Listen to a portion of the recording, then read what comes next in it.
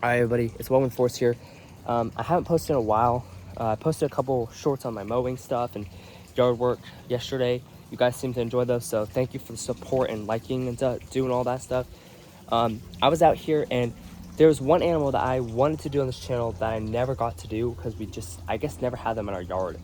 The fire ant. These things are, they're commonly known as the fire ant because their sting emits an itch and a burning pain when you get stung by them. And a lot of people say, well, fire ants bite you. Well, that they do, but you don't feel the bite from the mandibles. You're feeling the sting from the stinger they have, and every worker comes equipped with one. Now, the important thing to know is a lot of people come to have allergic reactions to these things, and it's really, really bad. Thankfully, I'm fortunate and I have not had to happen, but I will tell you, I have gotten my hand into one and gotten some severe stings, and I've also had my feet be stung multiple times. And even at the camp this summer I went to, I took quite a few on my upper part of my foot here, my top half. My toes got a couple, back heel, got one right there. They went away, but just to let you know, I did get stung from just workers being on the trail that I guess got too close to, and they got aggravated and got on my sandals and they attacked me. So one thing I noticed that was really cool today was they're releasing their queens at the end of the summer. And every colony does this at the end of the summer. They basically make a big gathering. Oh my word, I need to be careful. There's like little ants, but there could also be fire ants. They do a gathering and they'll all, like, they have a bunch of workers and a bunch of queens with their wings still. They'll gather in a place on the nest or like near it, and they'll sit and they'll let the queens take off to go find and start a new colony. Now I don't know if they're kicking their queens out, because this one seems to be injured right here. You can see that one, but there were a couple up here, and you see the dirt they've dug out. You see they've done some construction over here on this rock around this. Something you definitely don't want to touch, but we can definitely observe it. So this is just currently the nest. It's pretty big, and I noticed it when I got back from camp.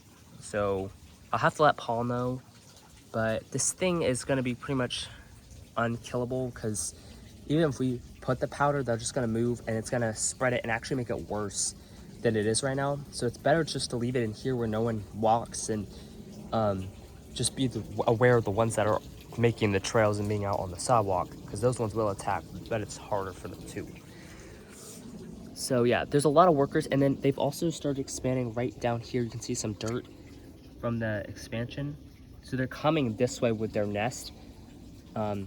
That's where we can kind of limit them by putting the poison there. They won't go over there. They'll keep the nest contained around this log where we want them to be. But it's kind of cool because no one walks in here anyway, and there's just flowers. It's pretty, but it's like a zoo. You can just observe them and watch them, what they're doing every day in their natural home. I don't know what that queen is doing, but she's definitely doing something. They are very sensitive vibrations as well, and every other egg that a queen lays in the nest can be another queen that will hatch and go start in a colony. Those are the ones you want to watch out for. There's a lot of these little ants too here, these little like sugar ants or house ants that just live around our rocks. You can see they're digging out. Well, this colony is shifting to another area, I guess. You can see they were bringing eggs out and stuff.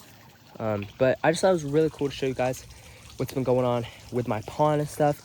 The tadpoles are doing really well. They're got their back legs. Most of them have their back legs, and they're swimming around. You'll see them. They're about that big.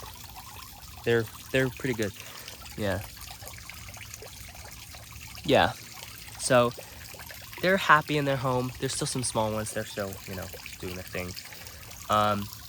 But since we have like ants and things, probably means our ecosystem is pretty balanced.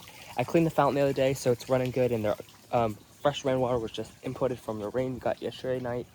So the pond like basically takes care of itself without me having to do much other than just monitor the algae growth and put some stuff when it gets bad in there. So I just thought I'd tell you guys about the fire ants in my yard. It was really cool. It was an animal that I never really got to do on this channel that I wanted to do. So that's the facts of fire ants. Just be aware when you're walking around at the park or anywhere. They're tricky because they're small, and if you want to know something else about facts, the small ones have actually a more painful sting than the bigger ones, which is really strange. Can't really understand that. I guess they just have a bigger venom yield when they sting than the bigger ones. So those are some facts on fire ants. Thank you guys so much for supporting the channel. It's been really amazing to see how much it's grown with the shorts and everything. I'm going to continue posting the shorts. But thank you guys so much for supporting this, and we'll continue to grow and have so much fun. We'll see you next time on Welcome to Forest.